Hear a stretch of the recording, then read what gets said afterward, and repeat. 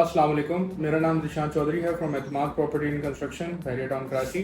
और आज मैं अपने साथ शॉर्ट पॉडकास्ट में लेके आया हूँ दानियाल भाई को, क्योंकि एनयूएच प्रॉपर्टीज से आए हैं हमारे पास। और ये एनयूएच प्रॉपर्टीज की जितनी भी प्राइवेट विलाज हैं, जो प्राइवेट कंस्ट्रक्शन विलाज हैं, उनमें डीलिंग करते हैं, उनके एक्सपर्ट हैं, उनके प्रोफेशनल भी हैं।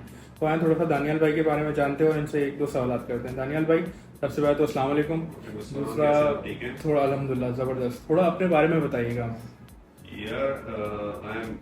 I'm like head of marketing and sales in new properties. इससे पहले मतलब 5 years से I was working in Bahrain. तो प्लॉट्स भी देखे हैं, विलास भी देखे हैं। तो बस आजकल ये है कि विलास और जो प्राइवेट कंस्ट्रक्शन हुई भी है उसकी सेल परचेज ज़्यादा हो रही है, प्लॉट्स की थोड़ी सी कम हो रही है। तो विलास के अंदर ज़्यादा फोकस है इस टाइम। अच्छा दानियाल भाई, एक बात बताइएगा कि हमारे पास, क्योंकि आपको पता है सोशल मीडिया पे हम ज़रा एक्टिव रहते हैं, तो सवालात आते रहते हैं लोगों के। इन जनरली क्वेरीज आती रहती हैं, कॉल्स आती रहती हैं। तो सबसे बड़ा सवाल हमारे पास ये होता है कि अगर आपके पास 3 करोड़ से 4 करोड़ रुपए की अमाउंट पड़ी हुई है, तो कौन से पीसेंट में कैसे डिटरमिन किया जाए कि ये विला की कंस्ट्रक्शन अच्छी है या बुरी है?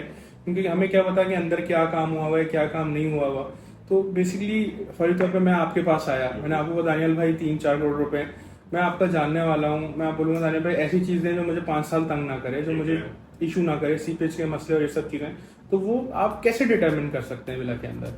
तो शाम पे देखिए, पहला सवाल आपने किया कि अगर मेरे पास 3 करोड़ रुपए हैं या 4 करोड़ रुपए हैं, तो ये इसमें गैप बहुत ज्यादा आ जाता है। अगर आप जैसे फर्ज करें आपके पास 3 करोड़ रुपए हैं या 3 से थोड़ा सा ज्यादा है, तो मैं प्रेफर करता हूँ कि प्रीशन वन के अंदर लिया जाए। क्योंकि प्रीशन वन का पॉजिटिव पॉइंट ये है कि गेट से सबसे करीब है, फिर सारी चीजें, आपका हॉस्पिटल ले लें आप, बाकी सारी चीजें ले लें, सारी चीजें आपको उसी की सराउंडिंग्स में आपको मिल जाती है।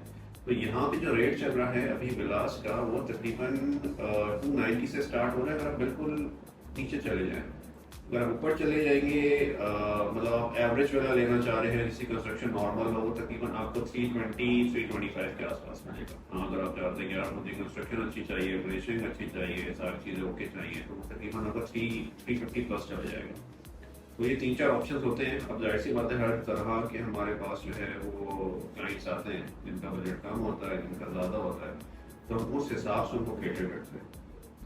यानी कि अगर हम कम बजट के साथ आ रहे हैं, जैसे आपने मेंशन किया 293 के आसपास, जी, जो लोएस्ट इस वक्त अवेलेबिलिटी मेरे हिसाब से जो होगी, अभी सेल भी हुआ है अभी कुछ टाइम पहले, लास्ट वीक सेल हुआ है। उसके हिसाब से कि अगर एक बंदा इतने पैसे यहाँ लगा रहा है, तो उसको ये एक्सपेक्ट करना चाहिए कि इस विला में काम निकलेगा, इस विला में मसले आएंगे। देखिए, इससे जब भी आप विला लेते हैं ना, तो ऑब्वियसली आप जाके विजिट करते हैं, क्या मतलब जाके सारी चीज़ें देखते हैं, कंस्ट्रक्शन कैसी हुई है, क्वालिटी कैसी है।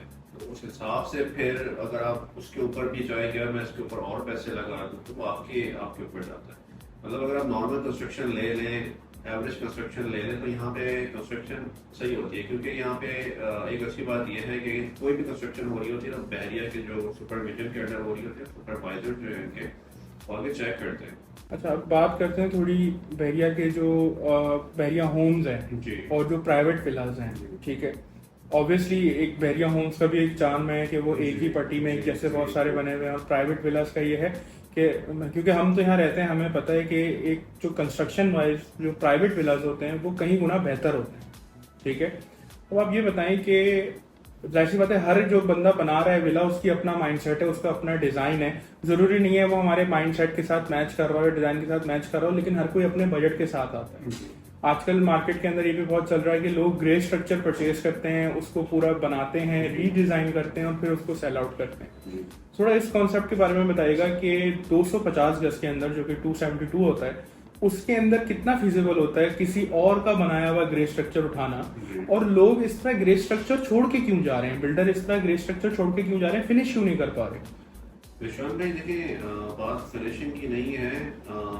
कुछ होते हैं बिल्डर्स जिनके पास मतलब अर्जेंट पैसे चाहिए होते हैं, तो वो सेल आउट करके चले जाते हैं। कुछ होते हैं कि अगर उनको अच्छे पैसे मिल रहे होते हैं कंस्ट्रक्टर के, क्योंकि अगर आप देखें कि कंस्ट्रक्शन कॉस्ट जो है 2 साल पहले कम थी जो अभी है, तो उस टाइम अगर जिन्होंने बनाया हुआ है, तो जाहिर सी बात है उनको प्रॉफिट में वो सेल आउट करके वो ग्रे स्ट्रक्चर चले जाते हैं और फिर किसी और चीज़ की तरफ जाते हैं। तो इसमें फ़ायदा भी है, नुकसान इसमें कोई नहीं है। अगर फ़र्ज़ करें कि अगर आपको विला मिल रहा है, अब जैसे प्रीशन 1 की बात ले लेते हैं, प्रीशन 8 की बात ले लेते हैं, यहाँ पे सबसे ज़्यादा कंस्ट्रक्शन हो रही है 272 यार्ड्स की, 1 हो गया, 6 हो गया और 8 हो गया।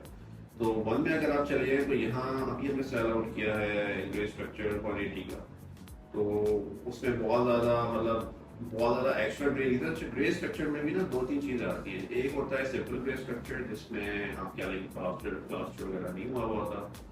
एक होता है सुपर ग्रे स्ट्रक्चर जिसमें आपको सारी चीज़ें मिलेंगी, मतलब प्लास्टर भी हुआ है, वायरिंग भी हुई है, तो उसकी कॉस्ट थोड़ी सी बढ़ जाती है। और उसमें ये होता है बस आपको आपकी फिनिशिंग करवानी पड़ती है। तो बहुत सारे क्लाइंट्स ऐसे होते हैं जो प्रेफर करते हैं कि यार हम अपनी मर्जी की चीज़ें बनाएं। अब आप जैसे आप हैं, आप कहेंगे यार मुझे ये टाइल्स पसंद नहीं आ रहे, तो मुझे अपनी मर्जी के टाइल्स करवाने हैं। तो ये एक बेनिफिट भी होता है क्योंकि हमारे पास ऐसे भी क्लाइंट्स आते हैं, कहते हैं हमें ग्रे स्ट्रक्चर चाहिए, फिनिशिंग हम खुद करेंगे। तो अभी जो रेट चल रहा है ग्रे स्ट्रक्चर का, आप समझ लें कि प्रीशन 1 में जाते हैं तो 180 से लेके 210 तक आपको मिल जाएगा, ठीक है। और यही चीज़ अगर आप जाते हैं प्रीशन 8 के अंदर, वहाँ पे कॉस्ट थोड़ी सी, प्लॉट की कॉस्ट थोड़ी सी कम है, तो जाहिर सी बात है ग्रे स्ट्रक्चर थोड़ा सा आपको सस्ता मिल जाता है। तो वहाँ पे आप जाते हैं तो 175 to 180 190 आपको ईजिली आप अपनी मर्जी का जो है वो फिनिश करवा सकते हैं। अच्छा दानियाल भाई, इसी के साथ साथ ये बताइएगा कि एक बंदा जो कि पूरा बना बनाया विला ले रहा है और एक बंदा जो कि ग्रे स्ट्रक्चर उठा रहा है, तो वो फिनिश करने के बाद भी कितने पैसे अपने बचा लेता है? सिग्निफिकेंट अमाउंट होती है या कम अमाउंट होती है या बहुत सिग्निफिकेंट अमाउंट होती है? कि अगर ऐसी बात है तो फिर हर कोई ग्रे स्ट्रक्चर उठाए, उसको अपने हिसाब से करे, क्योंकि इसमें उसका फायदा है। हो सकता है कि वो विला ले रहा हो, उसको डिजाइन ना समझ आ रहा हो, तो बचत कितनी है? सर बचत इसमें इस तरह से नहीं है, क्योंकि अब जाहिर सी बात है डे बाय डे जो है कॉस्ट ऑफ कंस्ट्रक्शन बढ़ रही है। तो ज्यादातर लोग ये कहते हैं, लोग जो फैमिलीज आती है हमारे पास या जो हमारे पास क्लाइंट्स आते हैं, उनको चाहिए होता है हम लोग बस लें और हम and we start living here. तो हम लोग स्टार्ट कर दें तो इसके अंदर आप कॉस्ट बचाने के ऊपर जाएंगे तो वो आपकी अभी के मार्केट के अंदर आपकी कॉस्ट नहीं बचेगी क्योंकि कॉस्ट ऑफ कंस्ट्रक्शन बढ़ रही है।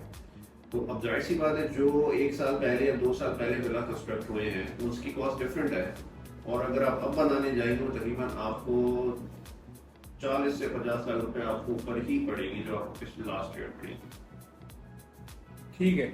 अब दानियाल भाई एक आखिरी सवाल आपसे करना चाह रहा हूँ। दानियाल भाई, ग्रे स्ट्रक्चर के लिहाज से, ग्रे स्ट्रक्चर छोड़ें, विला के लिहाज से, 272 गज के विला के लिहाज से आप कौन सा प्रीसेंट सबसे फर्स्ट रेकमेंड करते हैं, जो कि मैं ये नहीं कहूँगा कि बहुत सस्ता हो लेकिन बहुत एक्सपेंसिव भी ना हो, और उसमें एक अच्छी क्लास की कम्युनिटी डेवलप हो चुकी हो, आ चुकी हो? आप ग्रे की बात करें, मैं ग्रे की बात नहीं कर रहा, मैं बने बनाए विला की बात कर रहा हूँ। अब मेरा जो कॉन्सेप्ट है इसमें ये है कि जिस एरिया में ज्यादातर लोग रेंट पे आते हैं, ठीक है, सही है, उसमें ऑब्वियसली एक थोड़ी सी जो कम्युनिटी होती है वो थोड़ी अंडर डेवलप कह लें, या अंडर डेवलप में तो नहीं कहूँगा, वो एक लेवल मैच नहीं होता। तो अब मुझे आप बताएं कि आपके पास 3 ऑप्शन है, प्रीसेंट 1, प्रीसेंट 6, प्रीसेंट 8, आप कौन सा प्रीसेंट रेकमेंड करते हैं जो आज नहीं, जो आज से 3 साल 4 साल बाद जाके जब आबाद होगा तो सबसे खूबसूरत होगा इन तीनों में से? I would recommend precinct 1 first priority, क्योंकि इसका रीजन ये है गेट से करीब है, सारी चीजें आपको मिल जाती हैं जैसे हमने पहले बात की है। उसके बाद अगर आप जाते हैं तो आई विल रिकमेंड प्रीसेंट 8 जो अभी डेवलप हो रहा है। अगर आप फैमिलीज के हिसाब से देखेंगे या पॉपुलेशन के हिसाब से देखेंगे तो आपको प्रीसेंट 1 के अंदर आपको ज़्यादा पॉपुलेशन मिलेगी जहाँ पे फैमिली शिफ्ट हो रही है।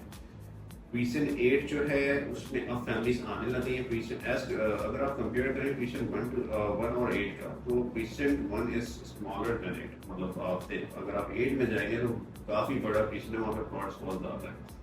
तो ज़्यादा लोग प्रेफर करते हैं कि यार हमारे हम गेट से करीब हो, मतलब मेन गेट से जो है वो करीब हो और सारी फैसिलिटीज हमारे पास। अभी 8 में ये है कि जाहिर सी बात है अंडर डेवलप है, डेवलपमेंट चल रही है वहाँ पे अभी गैलरी नहीं है, गैलरी आनी है, वहाँ पे मस्जिद अभी बन रही है। तो ये बहुत सारी चीज़ें फैक्टर्स काउंट करते हैं। मतलब अगर आप वहाँ पे आके रह रहे हैं, ऐसा नहीं कि लोग नहीं रह रहे, बहुत सारे लोग वहाँ पे रह रहे हैं, उसके लिए उनको फिर जाना पड़ता है बैरिया हाइट्स या अली ब्लॉक या मिड में ग्रोसरीज वगैरह के लिए, सब चीज़ों के लिए।